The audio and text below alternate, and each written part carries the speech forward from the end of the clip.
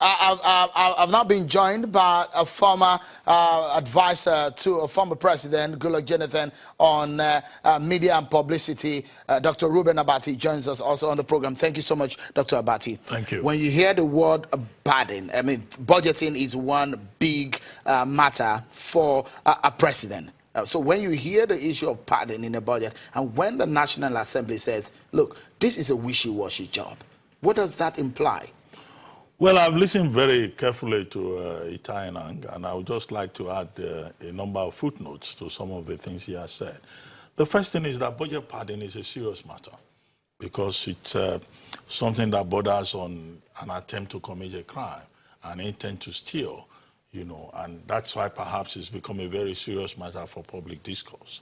However, the job of the National Assembly, or the Senate, even if it is presented with a budget that has been padded, his job is to unpad it because it's a proposal, okay? And, you know, from being a bill, from being a proposal, it becomes law. So the question to raise is this: how diligent has the National Assembly itself been before raising these issues? How well has it investigated, you know, this alleged padding that it is they also say there are a lot of inconsistencies. Yeah, well, you can say that there are a lot of inconsistencies, but before he passes it into law, it's part of his job to clean it up. Look at the process. The MDA submits to the ministry submits to the Ministry of Budget and Planning, and then from the Ministry of Budget and Planning, it goes to the President, who now lays the budget before the National Assembly.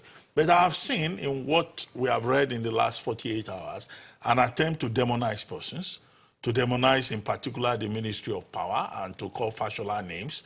And you know he has been having a running battle with that particular committee on power, mines and metallurgy. Okay? I don't think that is the way to go about it.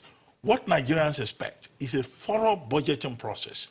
And where there are issues, where there are mistakes, for the National Assembly to play its oversight role without being partisan, without being indolent, you know, in discharging that function.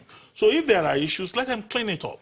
Because what is important to Nigerians at the end of the day, and what has been an issue under this administration, is ensuring quality budget performance. Right. In 2016, budget performance was low. In 2017, it's less than 16%. And recognizing this, both the legislature and the executive said, they promised us that they will make sure that this is a clean process. It is unfortunate that, you know, that promise is not being kept. All right. Because at the end of the day, the people who suffer are Nigerians. So the politics of it is not what is important. What is important quality of the is job the quality done. Of the outcome. All right. Let me go back to Senator Itayanang. The executive has planned that, look, we want this budget to be passed so that we can regularize the budgeting cycle. But it looks so much that that has been dented. Another issue raised is the issue of budget performance of the 2017 budget. The lawmaker says they are not impressed with all of this. Are the hopes of the executive dashed on this regularization agenda? I want this to be taken in context. First, this budget, some weeks ago or some days ago, the Honorable Minister of Finance raised alerted Nigerians that about a little over 700 billion has been released for capital implementation. And do not forget that a great part of the budget funding for this budget is from borrowing. And borrowing, it had to take a little while for the National Assembly to complete the process that will allow the borrowing to be coet. The entire process was inchoate until the National Assembly approved it. And so it is only after the National Assembly approved it that the money would come in. And it was after the approval that the Honorable Minister of Finance announced that the country has about 700 billion to release for capital.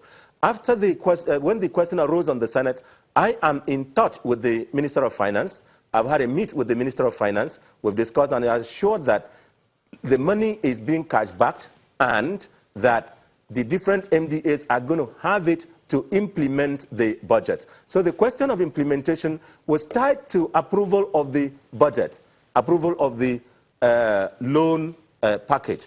And of course, don't forget also that there were requests on the floor of the Senate from Mr. President for vehement. And not that it had to hold on because of vehement, but these are all questions which are tied to the implementation of the budget, some expectations. But that is not holding on. It was the non-approval of the loan request. The loan request having been approved, the money is now ready. It is being released. And budget implementation is going to be to the satisfaction of all. Now, we want to say that on this matter, we will not want to engage like a back and forth with the legislature. Like we say in our principle is that we don't talk back at the legislature. We engage with the Senate and the House of Representatives. We appear to answer their questions because their job is to ask us questions on behalf of the Nigerian people. Our job and our duty as executive is to answer the questions to the satisfaction of the Nigerian people. And if the legislature is satisfied with our answers, they will go on to pass the budget as they think fit. So what we've presented, as Dr. Reuben Abati has said, I thank him for being very nice because he's been stated the correct position. And in accord with what I stated, that a budget presented on the floor is a proposal. Like Mr. President wrote to the National Assembly, an opportunity to present the budget proposal Senator, of the National Assembly. I'm afraid we must take a break now. Thank you so much, Senator Itayanang, for your thoughts there. $1 billion is a lot of money and worth talking about. What is the latest on this story? Find out after this break, everyone.